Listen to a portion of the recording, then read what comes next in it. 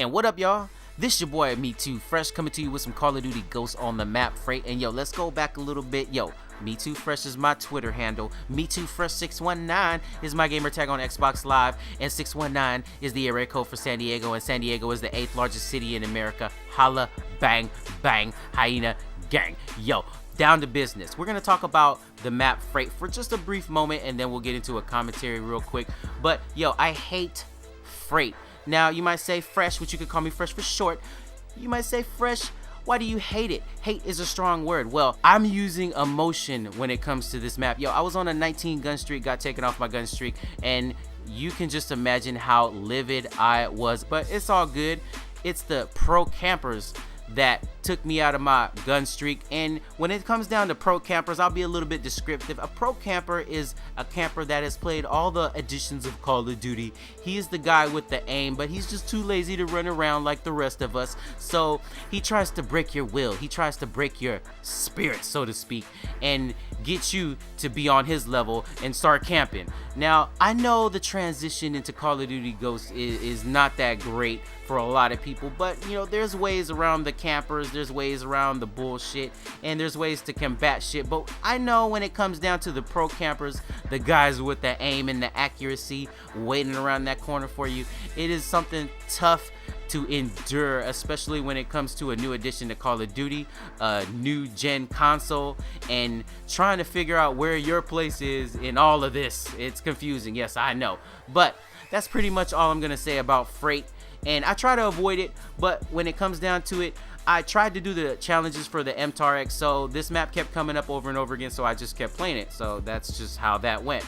Alright, down to the commentary. Now, I know a lot of people say one or two things about Call of Duty commentators, where they say they either bitch about YouTube or they bitch about Call of Duty. Well, I'm gonna do none of the above, and I'm just gonna go off into a different tangent and talk about my personal experience at Walmart today, or tonight as a matter of fact, where I went in and this girl irked the fuck out of me. Now, me and my girl, we go into Walmart, you know, it's getting close to Christmas, so we are stacking our Christmas gifts for the kids so that they can have a nice Christmas, as we did, especially for those who are in the range of 25 to 30. We know about those golden Christmases that we had back in the day when we were youngsters, but that's besides the point. So me and my girl were in Walmart, and you know, my girl likes to wander off and just go and look at stuff, and I do the same thing. We kind of do the Voltron thing. After Voltron done killed off the fucking road beast, they just split off into different areas of the earth. Well, when we get to Walmart, that's basically what we do. We were a unit, and then we just split the fuck up. So now I'm at the TVs. I'm looking at a Samsung 46-inch. I'm looking at the specs, and then I see something off into the corner of my eye. I look over, and it's a emo chick, and she looks over at the same damn time that I look over, and then we lock eyes, and then it's awkward, and then we turn away quickly. And I know you guys hate that shit. I know you guys have experiences with that, where you look over and somebody's just staring at you as soon as you look over, and it's like irks the fuck out of you, and you wish you could just do something about it, but then it's like whatever, and it leaves your mind and you move on. So I move on.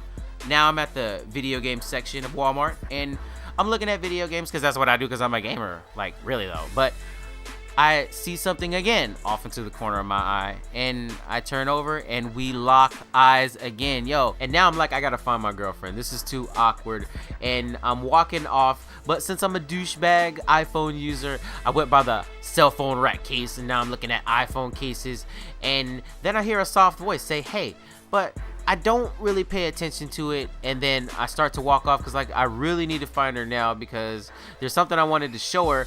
And I'm walking off, and then I hear, hey, you, black hoodie.